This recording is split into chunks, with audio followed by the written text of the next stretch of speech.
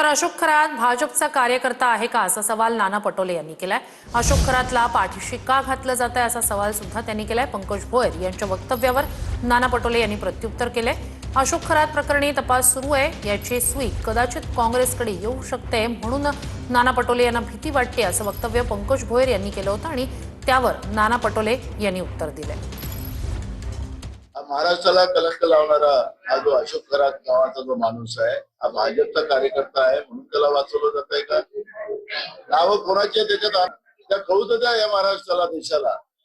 त्याच्यामुळे या पद्धतीचं उत्तर देण्यापेक्षा गृह खात्याच्या राज्यमंत्र्यांनी या पद्धतीचं बोलणं याचा हिशोब आम्ही विधानसभेत घेणार आहोत। त्यामुळे अशा पद्धतीचं नाही, आणि त्याच्यामुळे जी काही परिस्थिती आज महाराष्ट्रात निर्माण नाहीये, हे राज्य कायद्याचं राहिलेलं नाहीये, हे कायद्याचं राज्य राहिलेलं नाही।